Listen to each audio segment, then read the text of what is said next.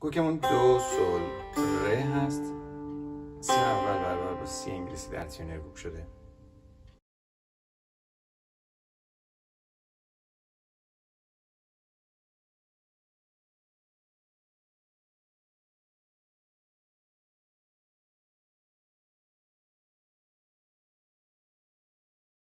در این حالت سی بمول و میکرون داریم. بگیم دو فا سول. فا رو میتونیم ویبره بدیم.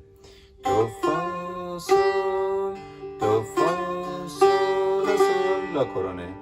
فا می ره میکرون ره در سیم زرد. دو ره می فا ویبره سول، دو فا ویبره سول سول فا می ره. دو ره می فا ویبره سول لا لا سول، دو فا سول فا لا لا سول، دو فا سول فا لا لا سول فا لا لا سول فا سول لا سی لا سول سول لا سول فا ویبره فا سول لا فا لا لا فا سول سی لا فا بزار یک یک اومد پایین. سول فا سول دوباره فا بزار یک یک لا سی لا دوم میاد رو سول سول سول لا سول فا فا سول لا فا لا لا فا سول سی لا سول فا سول لا سی لا سول سول لا سول فا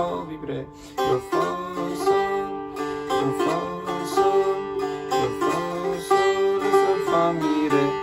اینجا می انگشت دوم اومد انجام کرونه. دو ره می فا ویبره انگشت اول اومد رو فا سول دو فا سول سول فا میره. دوباره دوم رفت روی می دو فا سول